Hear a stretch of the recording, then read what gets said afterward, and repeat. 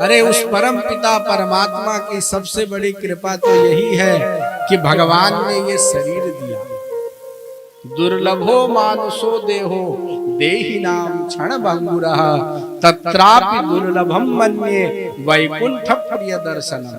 है उन परम पिता परमात्मा की कृपा की अनुभूति तो ये शरीर प्रथम प्रमाण है कि मानव देह हमको प्राप्त हुआ, और फिर मानव देह प्राप्त करके अगर वो परमात्मा की कृपा से, किसी महापुरुष की दया से, साधु की संग से अगर भगवान सत्संग की प्राप्ति करवा रहे हैं तो बताओ इससे बड़ी क्या मेहरबानी वो परमात्मा करेगा।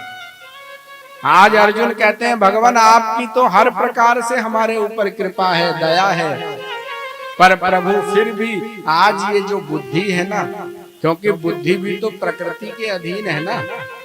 8 प्रकार की जो प्रकृति है, भूमि रापो नलो वायु खम मनो बुद्धिरेव च अहंकार इति यम्मे भिन्ना प्रकृति अष्टधा।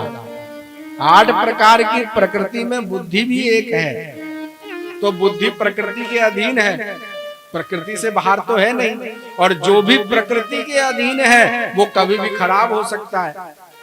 अब जरूरी थोड़ी आपने 1 करोड़ की कोई बढ़िया BMW गाड़ी ली है तो वो बीच में रास्ते में कहीं खराब ना हो। ठीक है, बहुत महंगी है, लग्जरी है, उसमें अनेक अलग अलग सिस्टम है, टेक्निकली चल गए हैं, पर खराब तो वो भी हो सकती है क्योंकि प्रकृति के समान से बनी है। इसी प्रकार भगवान ने मानव देह बनाया और देह के अंदर बुद्धि दी, और ये जो बुद्धि है ये प्रकृति की है, और प्रकृति की दी हुई बुद्धि से भगवान के द्वारा कहा हुआ धर्म आज कैसे समझा जाए।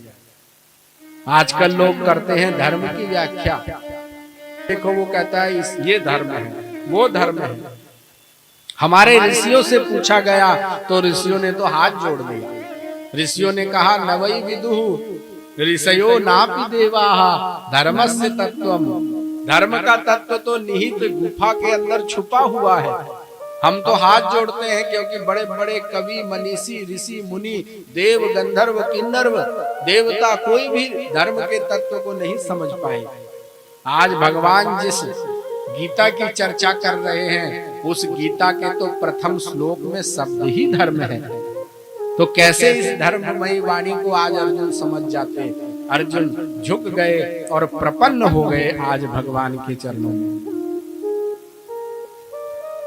हे भगवान शिष्यस्ते हम साधिमाम त्वाम प्रपन्नम।